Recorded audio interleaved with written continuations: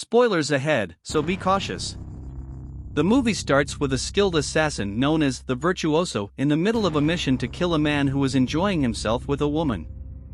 The main character discusses the role of a hitman, which demands precision and unwavering dedication. Above all, it requires a complete absence of emotion. This ruthless profession necessitates having no feelings whatsoever, not for the targets nor for the collateral damage that comes with them. In the shadowy realm of contract killers, one name stands out: the Virtuoso, a master of his deadly craft. He executes his missions with meticulous precision, leaving no trace behind. After completing a job, he retreats to his secluded cabin, where solitude is his only companion. There, he meticulously cleans his weapons. He maintains the secrecy that has kept him alive for countless years. However, one day, an unexpected visitor disrupts his solitary existence. As the Virtuoso extends a hand of kindness, a connection is formed. An anomaly in his otherwise detached life. Behind this mysterious hitman lies a secret alliance with a former military man known only as the Mentor. It is through this enigmatic figure that the Virtuoso receives his lucrative assignments. Each task is wrapped in secrecy, with dealings unfolding through cryptic mail and clandestine phone calls, ensuring no trail leads back to either party. The Mentor's expertise in orchestrating covert operations complements the Virtuoso's impeccable skills, making them a deadly duo. One day, a paper card arrives revealing the name, location, and time of his next target. The Virtuoso's task is to carry out the client's requests, mostly to terminate the subject. The Mentor also trusts the Virtuoso with an emergency mission. He must kill a local authority CEO who has been let go by the judge. The operation must be performed in less than 48 hours, and the client asks that it looks like an accident. The Virtuoso usually takes a long time to plan such visits. The next day, the Virtuoso follows his target and learns his movements on the decisive day. He prepares to kill his target but notices a little boy playing with a ball. He chooses to stay focused on the target and shoots. A tire bursts, and the red car crashes into a camper that catches fire.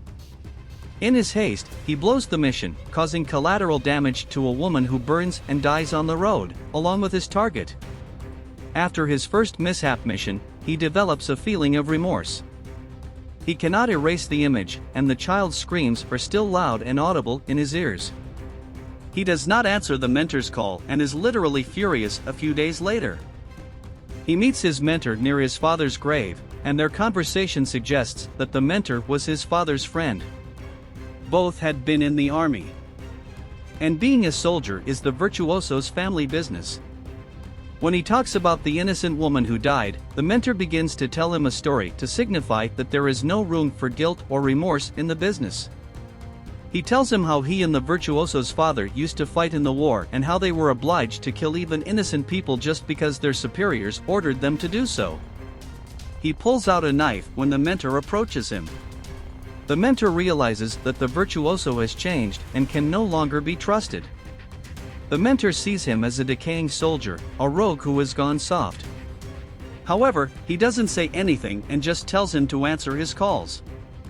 The Virtuoso goes home and receives a call from the Mentor, who asks him to come to his office. The Mentor gives the Virtuoso another job, but this time the client doesn't provide much information.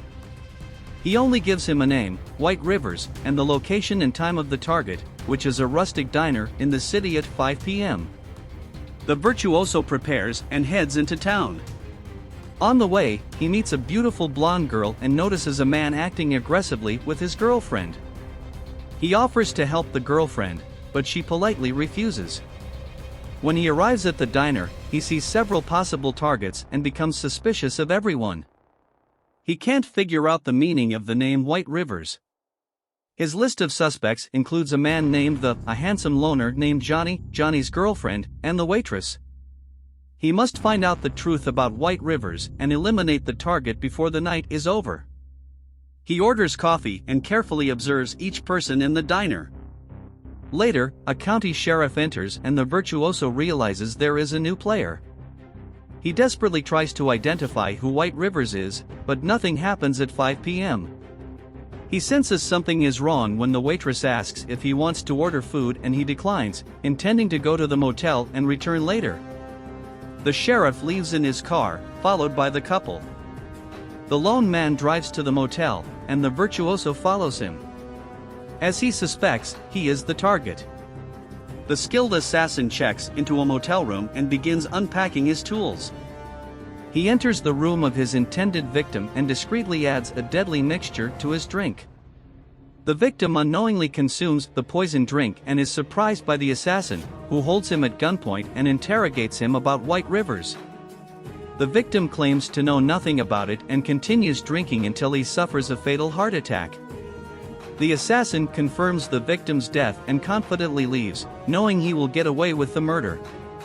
Meanwhile, the actual target, a man with pre-existing heart problems, enters the victim's car to search for clues about white rivers, but finds nothing. He goes to the motel manager to learn the victim's real name, which turns out to have no connection to white rivers. Realizing he was not the intended target, he decides to continue his mission. The man returns to the diner and orders food, but becomes suspicious that the woman serving him might poison it. He enters the kitchen to observe her actions. They eventually sit down to eat together and engage in conversation. He tries to ask her questions about her intentions for the evening, and she reveals that she misses intimate moments with a man. Surprised by her response, he allows her to finish eating and leave, but she informs him that she will be at the motel. When he enters his room, she arrives as promised. She immediately tries to seduce him, but he stops her momentarily. After checking her for weapons and questioning her about her affiliation, he realizes she is confused and embarrassed. Although he still suspects she is not an ordinary person, he cannot comprehend her plan if she does not possess a weapon to kill him. The woman claims to be a simple person who works at the family diner to help them. Feeling sorry for his earlier suspicion, he apologizes and asks her to stay. Later, he sees her sleeping and quietly leaves the room. He retrieves weapons from his car and decides to sneak into the house of the couple he encountered at the diner in search of white rivers. Inside, he hears a noise from the bathroom and shoots when the woman emerges. She hides, and her boyfriend grabs a rifle and attempts to shoot the assassin. A hand-to-hand fight ensues, ending with the protagonist shooting and killing the boyfriend. The woman escapes to a hut with her tools, and the assassin follows her. He discovers a wound on her belly and decides to tend to it. He then tries to stage a burglary by taking some items from the house. Soon after, the sheriff arrives. Instead of calling for backup, the sheriff enters the house with a rifle. The assassin checks his car and finds the body of the real sheriff, realizing that the person in the house is an imposter hitman. He waits in his car for the fake sheriff to leave. On his way to the motel, the assassin encounters the crashed car of the fake sheriff, who signals him to stop.